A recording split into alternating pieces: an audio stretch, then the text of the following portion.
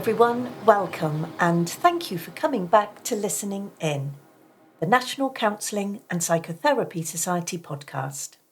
In this series, we want to give you the opportunity to listen in to some of the conversations that we are lucky enough to have every day. That is, with a variety of people and organisations all working in the field of mental health and well-being.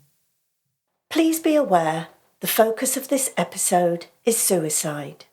Today we are delighted to welcome the inimitable Alice Hendy MBE, founder of Ripple. Alice's brother Josh took his own life just over 5 years ago when he was only 21 years old.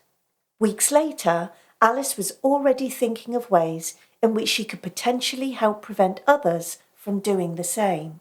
And so, with her background in cybersecurity, Alice embarked on creating a browser extension that intervenes in a gentle and supportive way when someone searches the internet for harmful suicide and self-harm related content. Ripple is now available globally to download for homes and families for their personal use, as well as businesses and public services, all with the intention of saving lives. In addition to this, Alice and her team, including her dad Ian, also provide resources and information that help people support loved ones who might be at risk.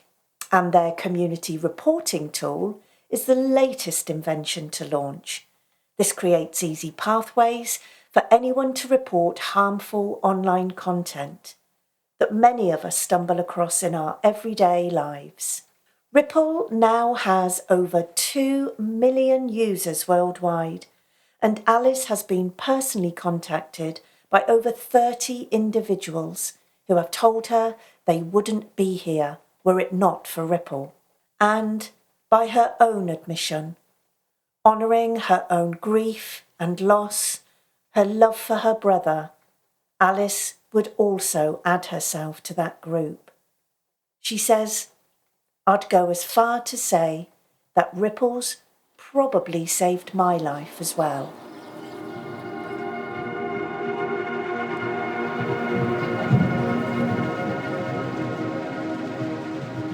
It's been a very hectic 6 months so far, with Ripple and with my day job, because I've got a full-time day job alongside my role at Ripple as well. So it's been very full on, but very positive, but I am ready for a holiday now. Oh, bless you. I was going to ask you about your day job, actually. not too much. Don't worry. You don't have to go into any major detail. But it's, many people listening to this will be coming from a therapeutic background. So counsellors, psychotherapists, people that work in that field. And of course, what they engage with, what they like to hear about is stories within context, with an environment. And I've always been so conscious of the fact that Ripple isn't your whole life. It isn't. I mean, it must feel it at times, but that you do, like you say, you have another job that you don't do alongside that. So how do you juggle all of that? How do you manage that? Yeah, it's tough. I'm not going to sit here and say it's easy, because it isn't. The day job is working in cybersecurity, so I'm a cybersecurity specialist for a large consultancy firm. One of the great things about that role is that my team are based in the US. So it means that I have quieter mornings, which often means I can get a lot of my stuff for Ripple done. And then from about 2:00 onwards, it's carnage until about 7:00, 8:00 at night, while I do the day job side of things. So that's worked quite well. I've often found since creating Ripple and since losing my brother, which I'm sure we'll touch on within this podcast today, I am somebody that needs to keep busy all the time. If I stop being busy, my mind tends to to go to places that I'd rather it didn't go to be honest. So that's how I've coped historically. It's how I'm still coping, I would say. And that's working well for me at the moment. Yeah, and that's all we can do, isn't it? Find out what works for us, and until it doesn't, if that's the case, and then we reassess, don't we? So like you say, it sounds all very full on, very busy, but that's how you want and need it to be right now. Yeah. And Alice, really interesting to hear that your day job, like you say, is in cybersecurity. And so, I mean, Ripple in many ways, I imagine, doesn't need any introduction to many of the people listening. But for anybody that isn't aware, could you just explain a little bit about what it is? I suppose, first of all, it's just an idea and, for want of a better word, an organisation. We can come on perhaps in a bit to what it does exactly. But there is a link there, isn't there, to cybersecurity in some sense? Yeah, there is. So really, this all came about when I lost my brother Josh to suicide in November of 2020. And when that happened, I became really just absolutely obsessed with going through my brother's devices in an attempt to find answers as to why he didn't want to be here anymore and what might have been going on in his life that was so bad that made him have these kinds of thoughts. And when I went through his devices, which of course I'm only able to do because of my skill set in cybersecurity, I found that Josh, for about 6 months prior to him ending his life, he'd been going on the internet and he'd been searching for how he could do it. And unfortunately, it was those searches that he was conducting that was giving Josh access to very harmful content, things that you wouldn't necessarily expect to be readily available on the internet. This isn't stuff that I have to access the dark web to see. This is readily available stuff that anyone can access here. Things like step-by-step instructions on how he could end his life, tips, encouragement, pain scales for each method of suicide and so on. Goodness. And yeah, it was just shocking. And it just made me think, okay, Josh absolutely would not be the only person out there who's struggling, and he absolutely would not be the only person out there who's going to the internet in order to find answers. So let's try and do something about it. And that's really where I came up with the idea of Ripple, a piece of technology that interrupts and intervenes when somebody needs it most. It's such a simple idea in so many ways, and yet and yet so, my goodness, Alice, so necessary and so important. I mean, it's difficult. I work in this field all day, every day. I have my own personal experiences of this topic. It's something I'm very, very familiar with and have talked about a lot in my personal and professional life. And yet, even just to hear you just touch on what some of those websites can inform people about is so shocking to hear. To read that information in relation to what happened to your own brother, I can't imagine what that must have felt like. And the fact that it then actually just spurred you on to do something is most extraordinary. How did that process happen, that evolution of thinking, I need to do, you're starting trying to find out why, but actually you end up creating this incredible online tool? Yeah, I think really when I lost Josh, like so many of us that are bereaved by suicide, you just feel absolutely just broken. What did I miss? What could I have done? What could I have said? How has this happened? How have we let this happen? You blame yourself, the guilt. There's so many emotions when you lose somebody to suicide, particularly. And I was completely helpless. And it was actually Christmas Day of 2020 that I came up with the idea of Ripple. I was sat in my parents' living room. Of course, Christmas Day for us went out the window. We weren't sat there with a roast dinner. I don't think we'd eaten for quite a while, to be honest. And I just remember saying to my parents, I think I need to put my purpose to something here to try to stop this happening to other people. I need a purpose. I need to try and stop this feeling happening to any other sisters and any other parents. And I've got this idea. I think it's very simple, as you say. I can build something that will just pop up in someone's moment of need and let them know that there is actually a more supportive, hopeful path for them, instead of some of this awful material that my brother was looking at. And if I'm being completely honest, I think my parents at that stage, when I was going through it with them, were very much just appeasing me. They were thinking, okay, it's something that, you know, she can focus on. It will get her up in the morning. It will give her something to put her attention towards. And that was just what it was, you know, an idea in my bedroom that I then became pretty determined to make work. So your parents were like, well, if this is what she needs to do right now, let's just let her get on with it, and it will all come out in the wash, as it were. But actually what happened was you saw it right the way through, and here we are now sat together 6 years later, and here you are with an MBE and this hugely successful and like I say, I appreciate, perhaps because we work in the field, but you know, a relatively well-known tool that people can use. How does it feel now, sat from the position of here and now, looking back to you having that conversation with your parents? Do you feel that same? I mean, yeah. How do you feel about that, Alice? I suppose is actually what I'm asking. I think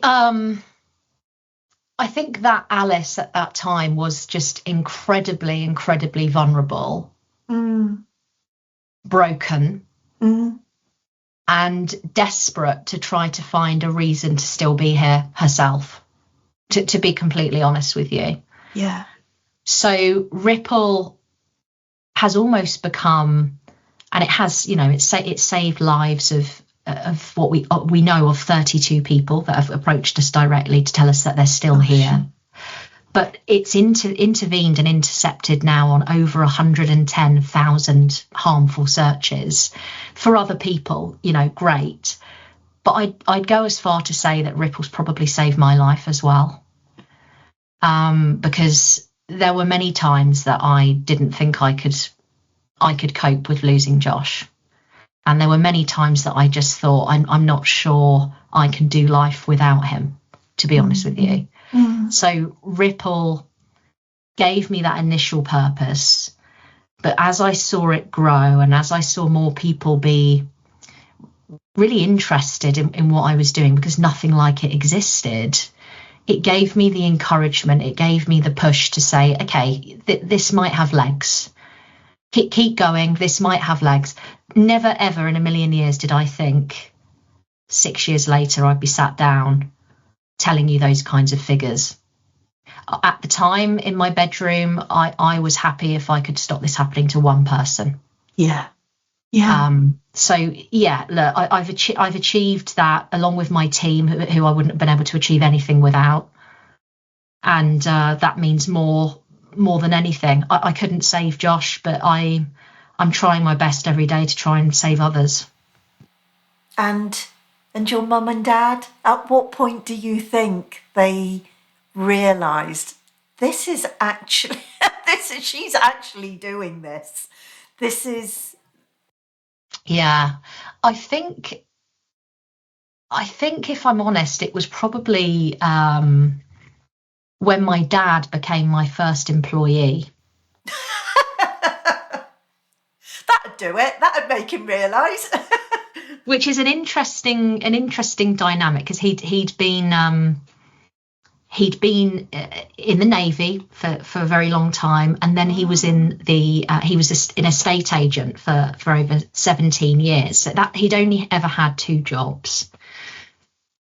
When we lost Josh, for my dad, going back to being an estate agent, selling people's houses, having people chasing you about mortgages and offers and fall throughs and so on, just wasn't important to him anymore. He'd lost any form of motivation to go to work, putting a suit on every day, dealing with the general public. It was incredibly difficult. And my mum and I, every day he would come home, we'd see him and we'd think, we're just watching him decline. We're just watching the decline in front of our very eyes here every day. And I remember I said to my mum, I want to get Ripple to a place where we can be a dad-daughter partnership and get this charity really rocking. And I want Dad to be the first employee of Ripple here. And again, I think at the time, Mum was appeasing me. Okay, yeah, well, if you get to that stage, that would be amazing. But if you don't, it's okay. We'll get through it. And I think it was about 3 months later, and I said, right, I'm ready, Dad. Get out of this job. Come and work with me. Who better than a dad who's lost his son and a sister who's lost her brother to create this charity together, make it special, meaningful, with lived experience, and to help other people to stop feeling like us. And he didn't even hesitate. So I was very lucky that he said, yep. He got out of his job, and we haven't looked back since. Did Ripple save him as well then, Alice, on some level? I've never really had that conversation with him, to be honest, but I would say removing him from dealing with the general public every day, removing him from the grind of worrying about commission, about selling houses, about targets, when you've just lost your only son, probably did. Yeah. Me and my mum could absolutely see the decline in him, and I wasn't prepared to let that continue. Yeah. You were giving him, Ripple was giving him something that meant something. And I should say as well, I think that's something that's always really come through to us. I know Ripple itself, in effect, is an online tool. It's tech based, but Ripple as an organisation, that heart, that meaning that comes from the place of you creating it, your dad being your first employee, this sense of a family pursuing something and trying to do something meaningful really comes through. Honestly, Alice, it really does. Somebody just needs to go to the website, and it shines through, and Josh is there. My goodness, Josh is sat there on your website, and the story starts first, and your family is there first, and everything is just built around that. That's certainly how it's always come across to me, and I'm sure many other people too. So I feel that's absolutely, it speaks volumes about everything that you're doing. That's really, really good to hear, because you're right. It's a piece of technology ultimately, and what I never ever want to happen is for Ripple to become just a piece of technology. It's been built completely because of Josh, with Josh and by Josh's family, and that will always be the case. Would it be okay if we talked a little about Josh? Phil, would that be okay? It feels, for all the reasons you've just outlined, feels important that maybe we know him a little bit in this too. Anything you like. Tell us a little bit about your brother. So he was A bit of a cheeky chappy. We were complete opposites at school. I was a bit of a goody two-shoes, all my homework on time. I quite enjoyed school. I quite enjoyed doing the coursework and all of that kind of stuff. Josh was completely the opposite. Couldn't be bothered. Would get away with doing the bare minimum and often got better grades than me doing it as well. Really, so frustrating. really annoying. Yeah, just didn't have to try, but would achieve something, you know. Yeah, bare minimum. The amount of times I would say you need to revise, and he wouldn't listen to me, and then he'd get a better grade than I would in his exams.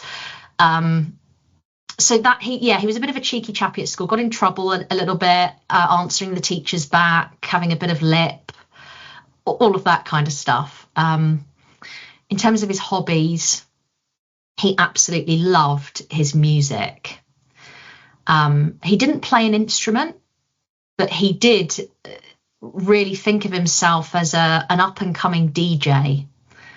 So he'd regularly go and DJ at his friends' parties, and he'd mix tracks together, and he'd send me his latest songs that he wanted to put out. And he was very good at creating mixes, and his friends acknowledged that. And that's why he was always asked to be the DJ at the parties.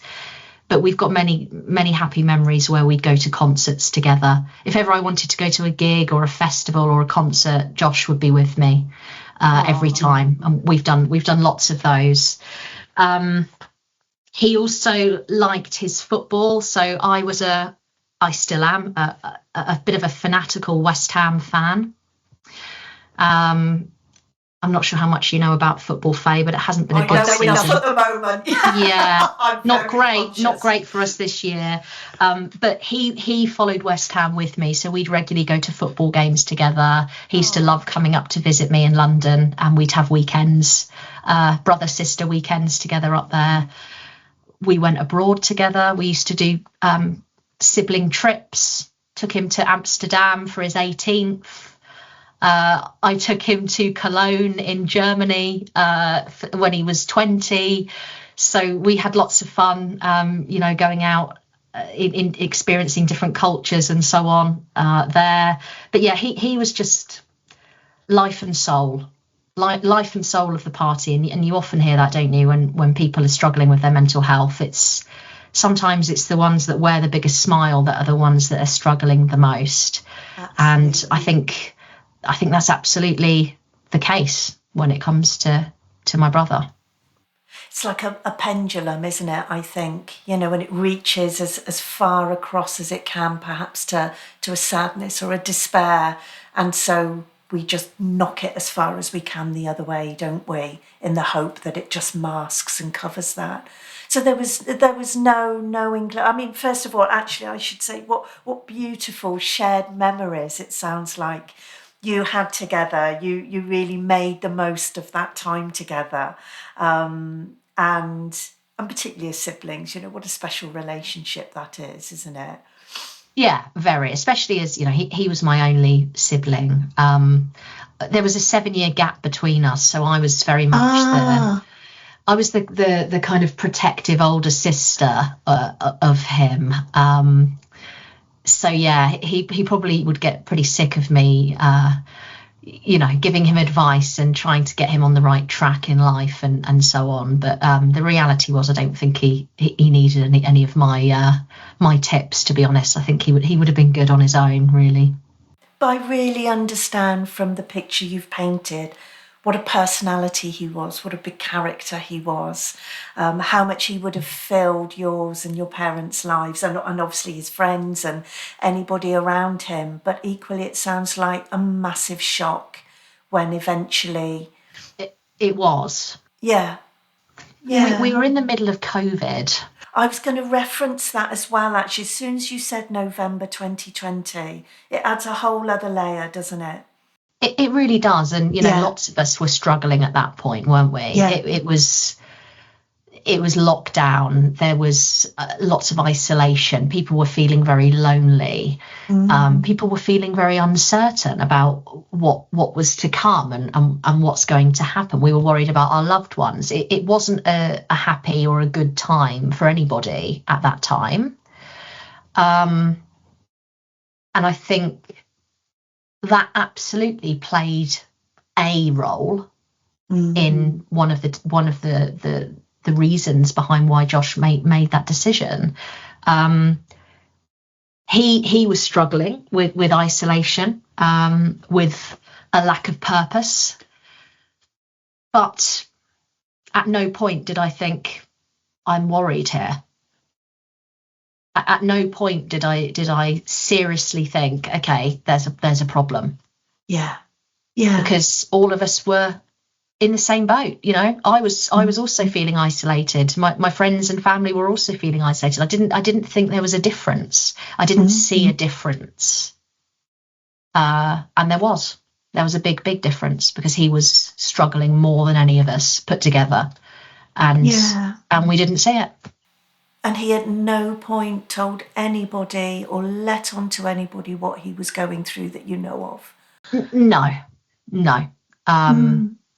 Looking back, though, and knowing what I do now about the topic of mental health and the topic of suicide, I would say there's not much now that I don't know about that topic, to be honest. I've been fully immersed in it now for nearly 6 years solidly on a daily basis.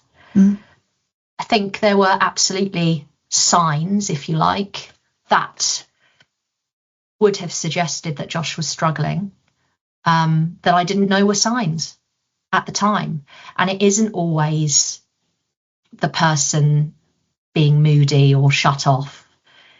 It can be physical signs, It could be that the fact that Josh was so interested in his appearance and used to take real pride and care in his appearance and his hair and his clothes that he would wear. And then all of that stopped. He shaved all of his hair off. He was wearing clothes that were dirty and were old. At that point, I'm thinking, okay, is that because he just can't be bothered, or he's had a lie-in today? Well, no, it wasn't. It's because he's lost all care for his appearance, actually. Yeah. And again, in that COVID context, I'm thinking of around that as well, Alice. Maybe that could have been a sign, would have been a sign, but then, we're, like you say, we're in lockdown, or we're working from home, or we're isolated from each other. And, many of us joked about sort of, rocking up to work with your pajamas still on and, shirt and tie on the top or whatever, and people just not necessarily feeling the need to make that effort and care about themselves in the same way. So you add all these elements, this information, don't you, at the time? And I think there's such a dichotomy, isn't there, that we have this. If we always thought that signs that loved ones or people we care about were showing could be linked to something like that, you have to wonder how we would ever get through life. Everything would be a constant worry. And yet, having this conversation, the conversations you have every day, the experiences we have combined, tell us, look out for these things, be mindful of these things, see it in the context of other stuff going on, and is it telling you something? Is it worth asking a question? But at the time, it's just, yeah. And also at the time, if I did acknowledge that they perhaps were signs that he was not doing well, would I have known how to open and have that conversation? Would I have known what questions to ask? The answer is no. I wouldn't have had a clue. And if somebody listening to this was worried about somebody they knew, now with all that experience and knowledge that you have, what would you recommend? What would you suggest that they do? Do you know, we've actually now created a free guide on exactly this, because if I can tell anyone anything, it would be to please read this guide. It's called How to Talk About Suicide. Okay. It's completely free. It's on our website. I'll send it to you, Faye, afterwards for you to share with your listeners, and put a link to how people can download it. Absolutely. But it has what to say, what not to say, and why. And actually explains why. It's all very well saying, oh, you can't say something like that. Well, why can't you? You know, what's the reasoning behind why that might be stigmatizing, or why that might make somebody feel more isolated? And once you have that understanding of why, you then think, okay, that makes sense, actually, that makes sense. So this guide is really for anybody out there who does not know how to open that conversation. You don't have to be a therapist. You don't have to have all of the answers. You don't have to say the perfect thing, but just showing up sometimes and reaching out and letting that person know that you're there and you're available to listen to what they have to say, sometimes is all it takes. And I didn't know any of that when Josh was struggling. So now I'm dedicating my life to telling others how to do that. You know, don't be me. It's opening the door, isn't it? It's just inviting someone in, and it's still, I think it's also important to acknowledge, it's still that person's choice, whether they step into that conversation with you, when you take that first step, when you open up that conversation. The onus and the responsibility on some level is still theirs, but for us to be able, to say something, to do something that's just saying, I care and I'm concerned. And then it's how that evolves is down to each individual sort of conversation, relationship and situation, isn't it? Exactly that. And it's not easy, you know, it's very nerve-wracking having that conversation. But one of the biggest myths out there, and you've probably seen this lots of times as well, is the worry that if you approach the topic of suicide, that actually it puts the idea in their heads. And it's exactly that. It's a huge myth, and it doesn't do that at all. In actual fact, if you opened up that conversation and had the courage to talk about that directly with somebody, the reality is that that person will probably feel huge relief that you've actually asked them, and it gives them the opportunity to then open up and talk about how they are actually feeling. So it's really, really important. And although, as I say, very nerve-wracking and hard to do, it could save someone's life. Absolutely. Absolutely. And I love what you said about the resource that you've created around this, that not only is it, here are some ideas, here are some ways that you can broach this subject, but and what not to do as well, as you said, but also the whys, again, providing that context, helping somebody understand with a little bit more depth rather than just do this, don't do that, providing that wraparound knowledge and context to that, I think is such a great and novel idea, a really good way of going about it. Yeah, I'll never forget on one of the first calls that I had after losing Josh, when I had this idea of Ripple, and I was almost pitching it to get advice and guidance and to see if what I was talking about had legs. And I never forget somebody from a very well-known suicide prevention charity shut me down in front of everybody because I said commit suicide. And this was kind of 5 weeks after losing Josh. Oh, Alice. And I didn't know. I was completely unaware that you shouldn't say commit suicide. And I asked why, and they couldn't tell me. Oh, I don't know. You just can't say that. You're not allowed to say that. You're not supposed to say that. And it really knocked my confidence, you know. And of course. And I really went away and from that moment on researched what I should say, what I shouldn't say, and why. What are the reasons why I can't say commit suicide? When somebody actually sat me down and said, look, Alice, the reason that you can't say commit suicide is because it indicates that suicide is a crime. It hasn't been a crime in this country since the 1960s. You're adding stigma to it.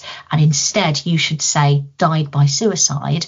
Until somebody actually took the time to explain that to me, I wouldn't have understood. So I want to make sure that in this guide, people don't feel ashamed of saying things that perhaps aren't politically correct or are going to offend people, because you don't know unless somebody tells you. Oh, I'm so sorry that happened. Again, of course, we understand the reasons for that, but to be shut down when actually at that point in time, you are just coming from a place of personal experience. You don't have a background in this. You haven't been trained in this. And you're just trying to talk about what's happened to you, what's happened to your brother. I'm sorry. That sounds really hard.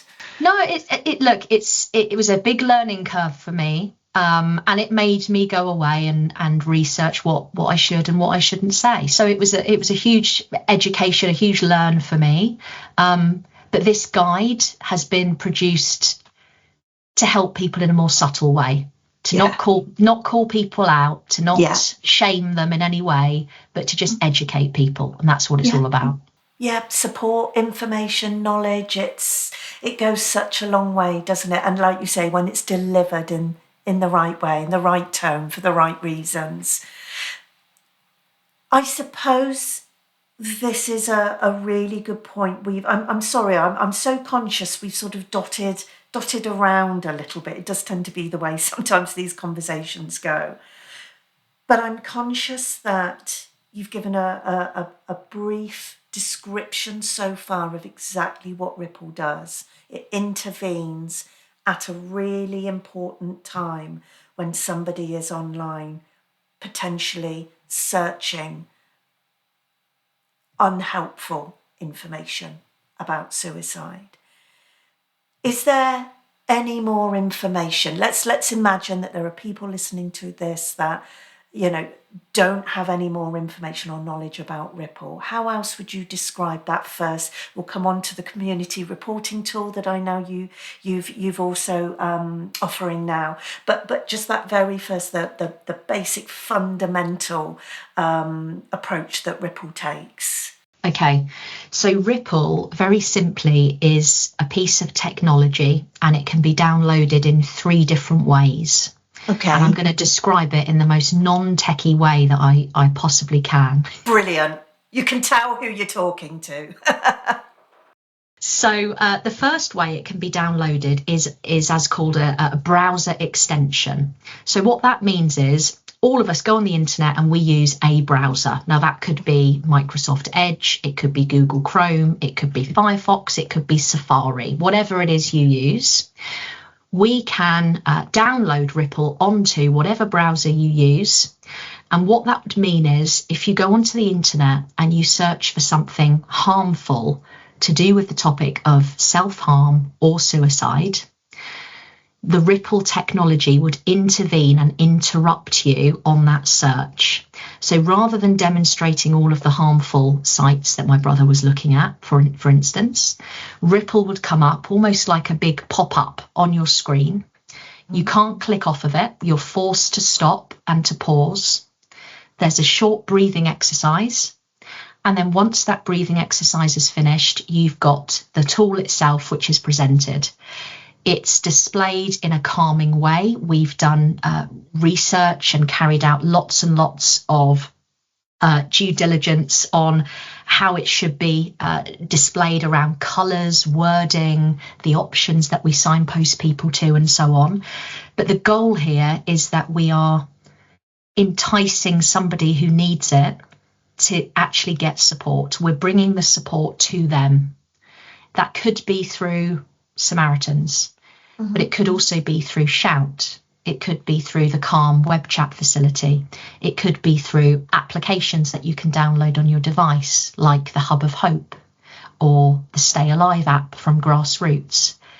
However it is you want to get mental health support is okay. We just want you to get it. And Ripple brings those to the forefront at that person's most vulnerable point when they've conducted a harmful search.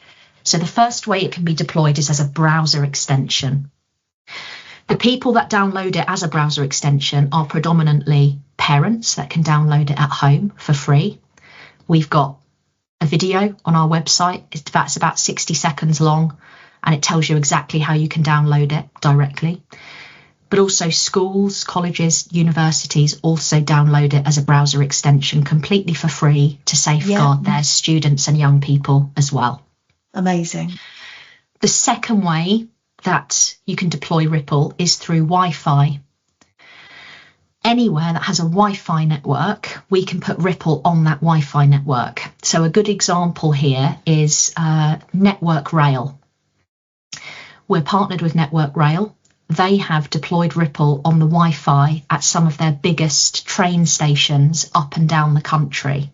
So how that works is if I go to London, King's Cross St Pancras station, and I am on the Wi-Fi, connected to the Wi-Fi at that station, and I search for something harmful whilst I'm connected to that Wi-Fi network, Ripple would intervene through that device as well, and it would signpost me to the relevant support services. And then the third way that we can deploy Ripple is a fairly new intervention for us, which is through managed mobile devices. And the key word there is managed. So sadly, we can't get it on individual phones at the moment, but we're working on it. Okay. So managed mobile devices would be for those businesses who have got a large employee base, perhaps, who they've given corporate phones to, corporate iPads to. They're on the move. Lots of construction firms in particular go for this option. And we can place Ripple onto their devices where they're on the move. And if they conduct a harmful search using that device, wherever they're located, again, Ripple would intervene and interrupt them. And through those three methods of deploying Ripple, we're hoping to try to support as many people as we possibly can. And we're now standing at 2 million downloads of the technology around the world, which again, you know, if we go back to the beginning of our conversation, I would have been happy, I think, if 5 people had downloaded it. Alice, it's extraordinary what you've done. And again, just what strikes me is the simplicity of it. And if it's okay, I hope I do this justice. I'm just going to sort of paraphrase, reflect back the instructions you sort of said, or the way it works, just to check that that I understand. So I could be in a family home on a web browser. So it works for the personal as well as some of these public Wi-Fi networks like Network Rail or corporate businesses that are giving out their devices to people, to employees. And in any of those areas or environments, if Ripple is there as a plugin, then if somebody tries to access that harmful content, up pops Ripple. As you say, they can't navigate there, but they can't just hit across and close it down. They're forced to sit there.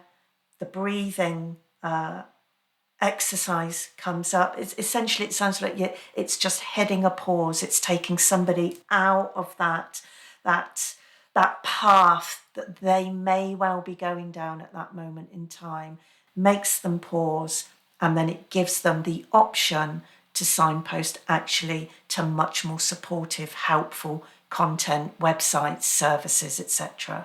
Exactly.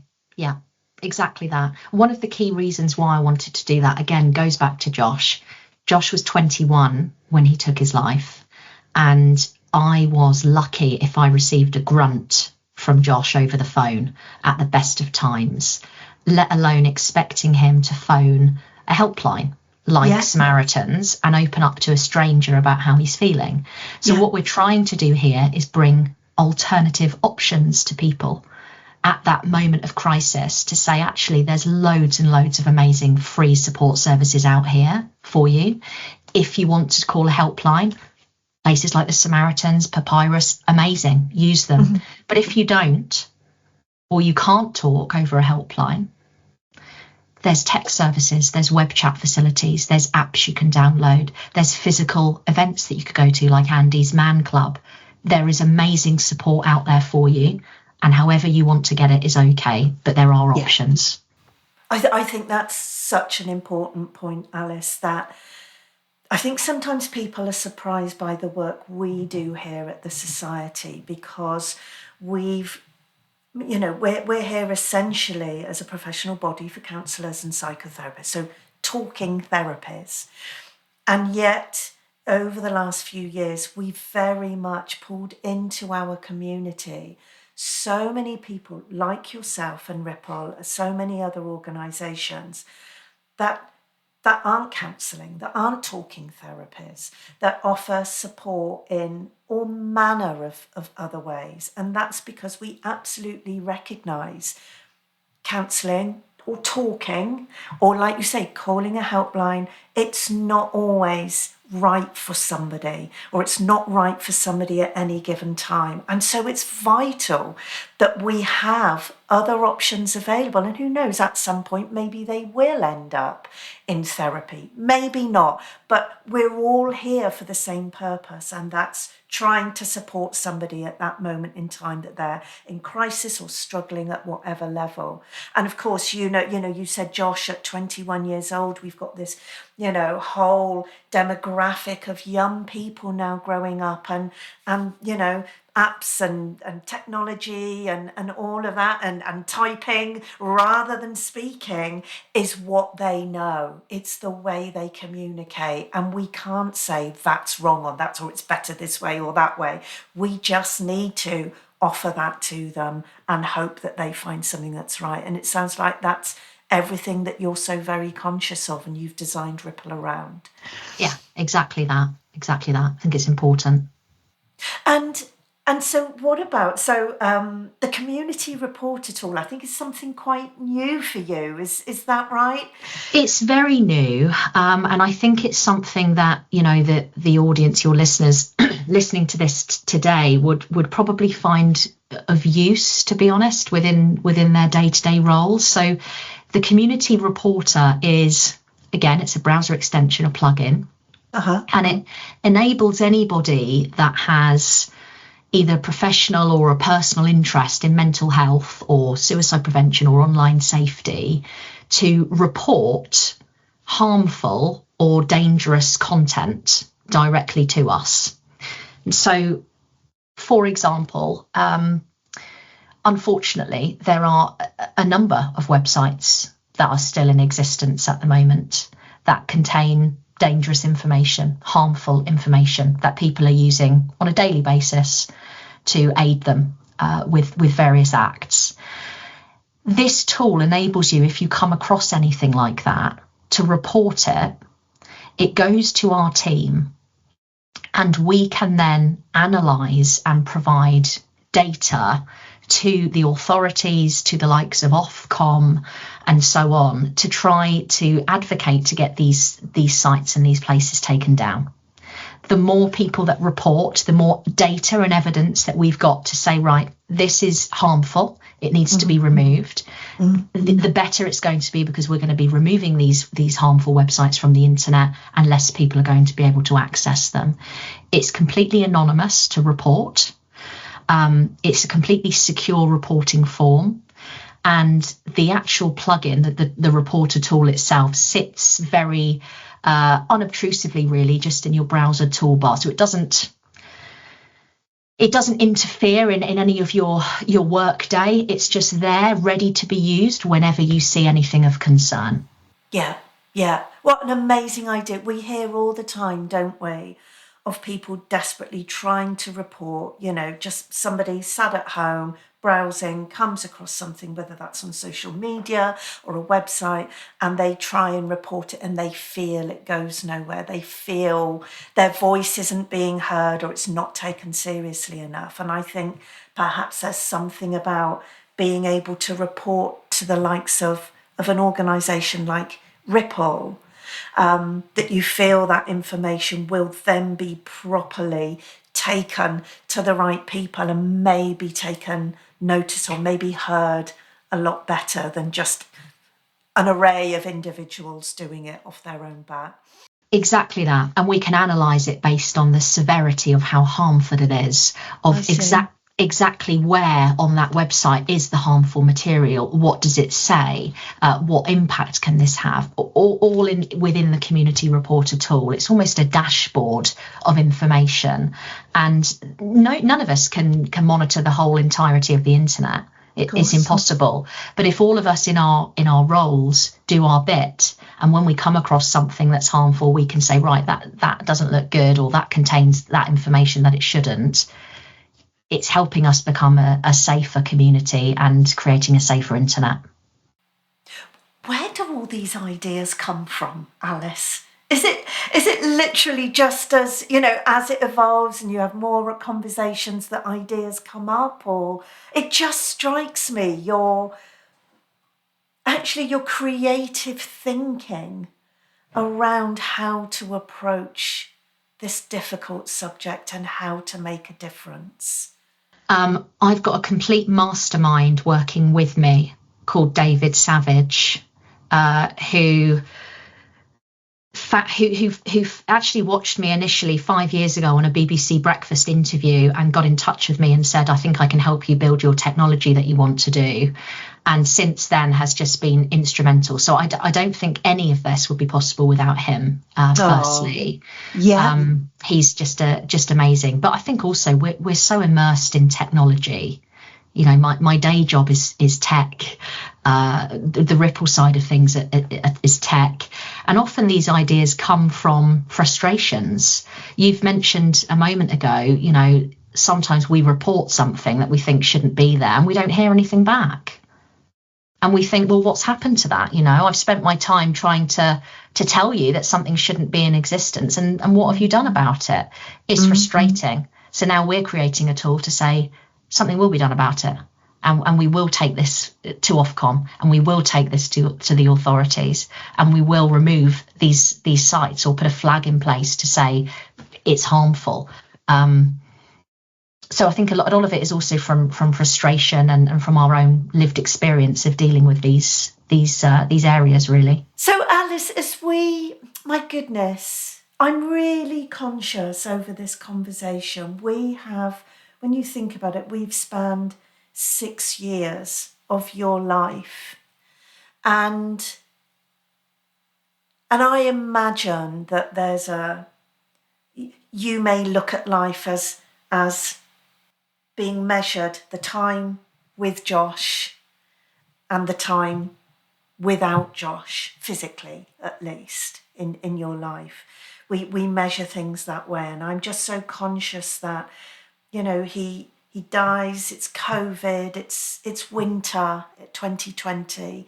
By Christmas, you have this germ of an idea that creates this, I suppose, this intention for you to carry on, to have a focus, to do something meaningful.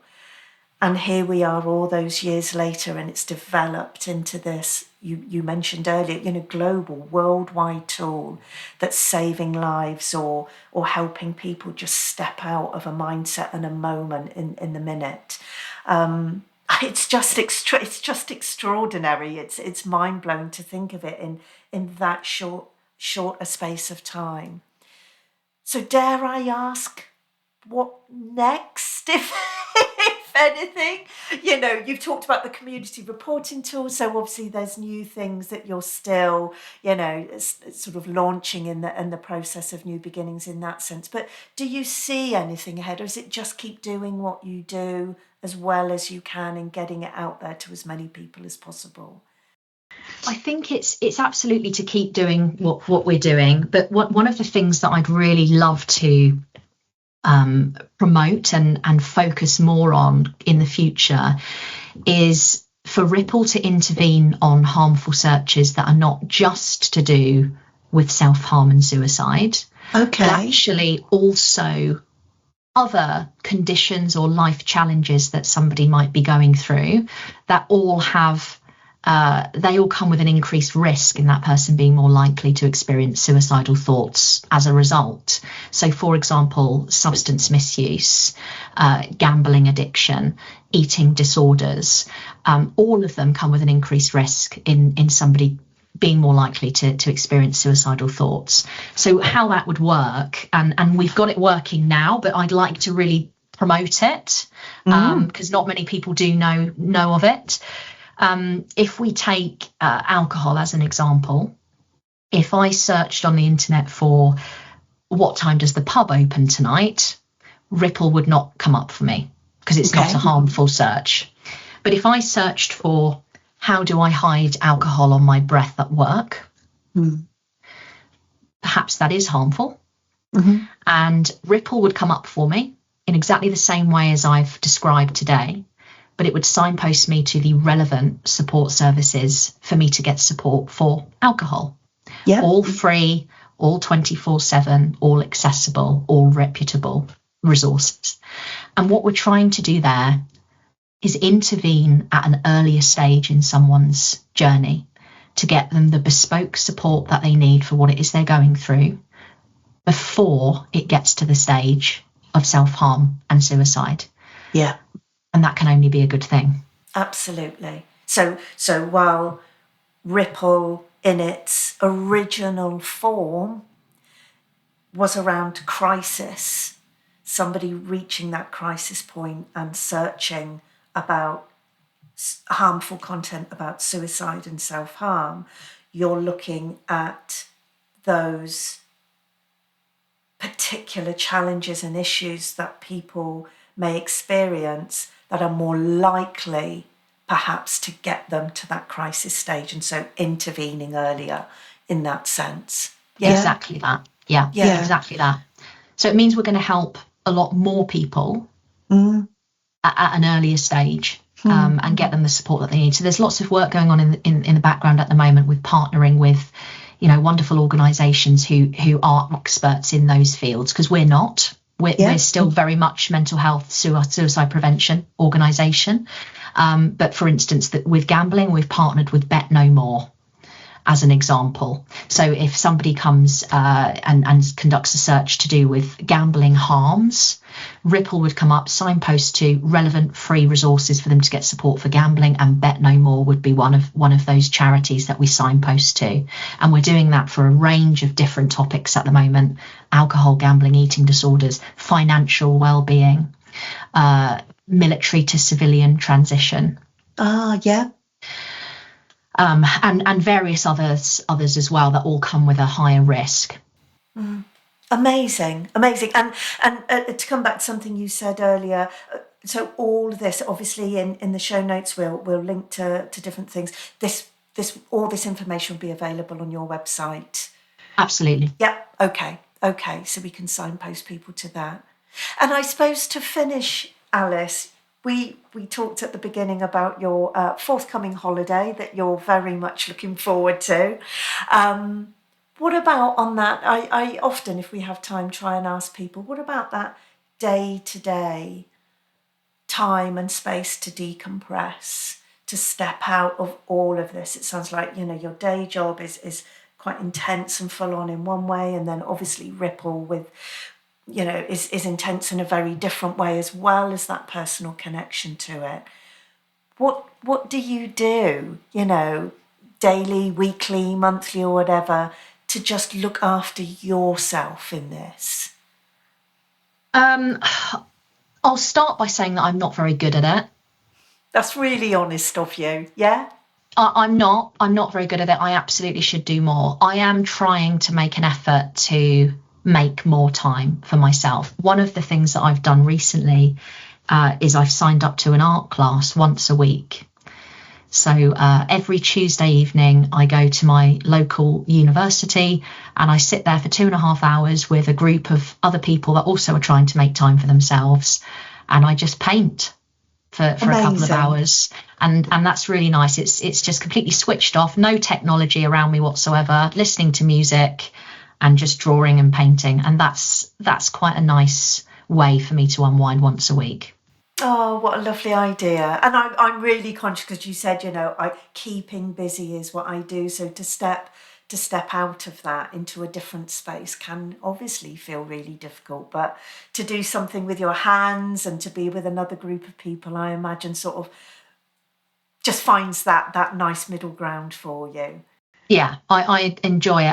I was a bit nervous about the first week going, but I've really enjoyed it. I've made friends there, and I'm already looking at the next one to sign up to. Oh, brilliant. What a lovely, lovely thing to do. Oh, listen, thank you so much for your time today, Alice. It's been such a pleasure. Like I say, it felt like I knew you already, and yet, ironically, it's the first time we've met, and it's just been a pleasure to be in your company and hear about everything you're doing. So thank you for sharing that with us. Pleasure. Thank you so much for having me, Faye.